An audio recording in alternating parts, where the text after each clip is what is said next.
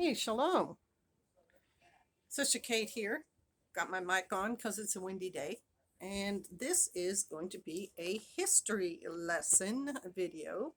And it is going to be about the War of 1812. Sister Kate, why should I care about that war? Some people may be asking. Well, I'm going to get more specific. It's about the national anthem that was written during that war, near the end of that war. Because there's a huge controversy. It's an undertone broiling in the United States, but there's a lot of our citizens who think the third verse of the national anthem applies to them. I don't know if you can hear those wind chimes or not. And it's because the word slave is used in that verse. I did a screenshot of the anthem, all 4 verses, and I posted it in the community section. So if you are not familiar with the national anthem and this verse that I'm talking about, it's there on the community section. You can go take a look at it. I've heard this theory before that the third verse of that national anthem is talking about American slaves. And it's about the 5th line down, and it says basically, and the hireling and the slave will go down to the grave. That's paraphrased. That's not the exact, but that's the thought of those 2 lines. And so some people read that or see it and think that those lines are about American slaves, that during the War of 1812 this Francis Scott Key thought we should kill all our hirelings and slaves. And a person on Instagram, I think it was a young lady, brought up a point about that and said, and she was right, or he, that during the War of 1812 and also during the Revolutionary War, that England had made an offer to American slaves that if they joined the British Navy or the British Army, they would be granted their freedom. And so I looked that up because I had not heard that before, and that is true, that the British Army did make that offer to American slaves. And this would have been 30 years before England actually freed their own slaves. So you know that it wasn't because the British government had a policy of not owning slaves. The British government and British people were still owning slaves when this offer was made in 1814, because England did not free their slaves till 1833, and it's 50 years before Abraham Lincoln made the act that freed the slaves in America. So the comment or the thought that Francis Scott Key somehow thought now was the time to kill American slaves doesn't make any sense. Because here's the thing I like to talk about in the Bible, and really in any kind of literature, any kind of writing. There's a context to what the writer is writing. And in the case of this song, Francis Scott Key is writing about a battle over Fort McHenry in Maryland. Okay, so that is the context of the song.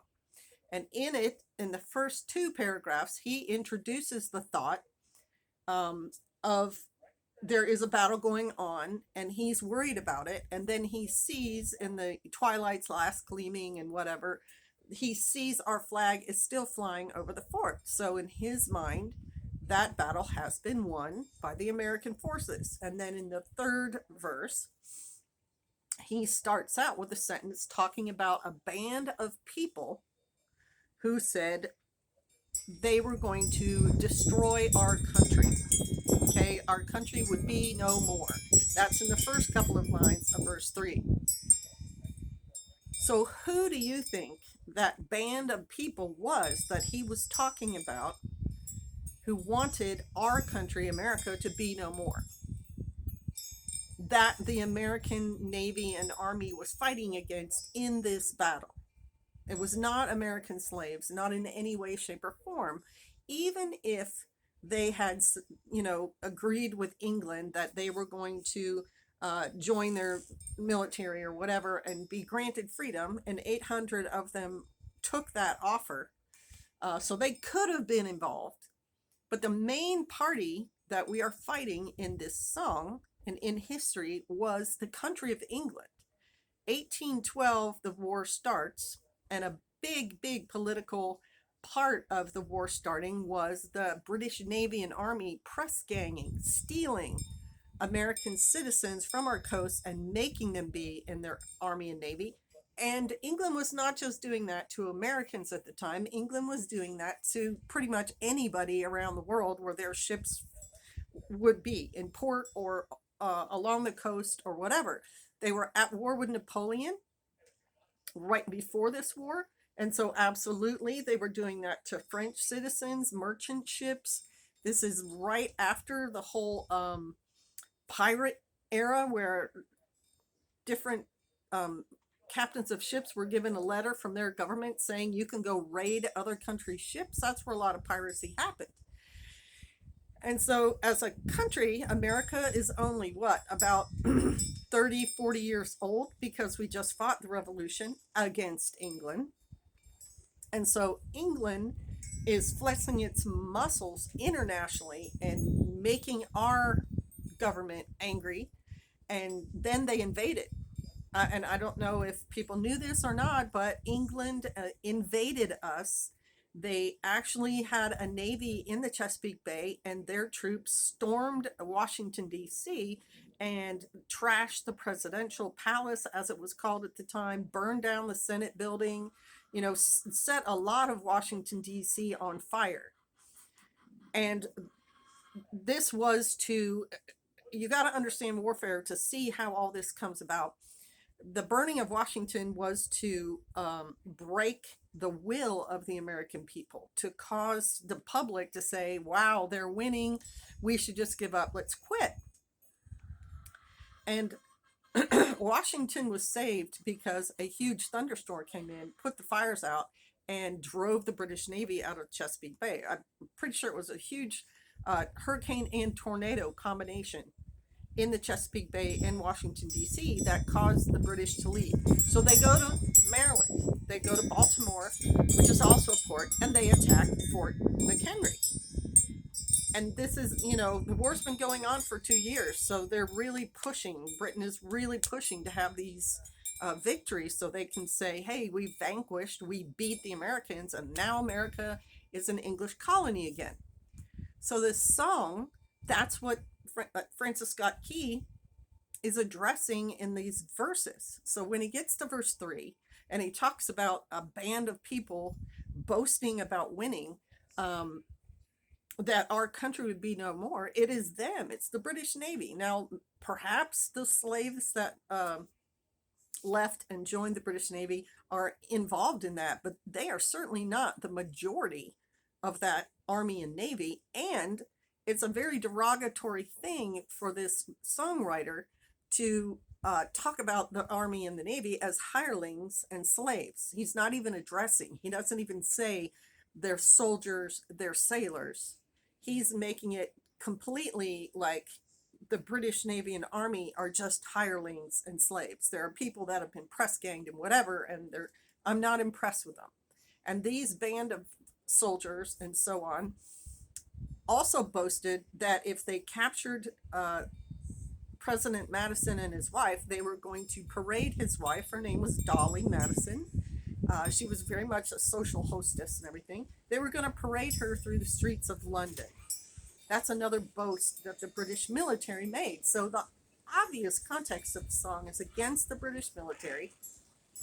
And I don't think those lines in verse 3 are specific to a small group of American slaves who left the country. I very much doubt those slaves were making those kind of boasts. They were probably just happy to leave and get out of slavery, and probably figured they'd endure, whatever the military time frame was that they had to serve. And then they got to go to Trinidad and were given 16 acres and freedom after that war was over. And the war did end soon after. So these American slaves were only in the British military a short time, a matter of months, I think. because after the battle in Baltimore, the British go down to New Orleans and they are defeated in 1814. There's a song about that.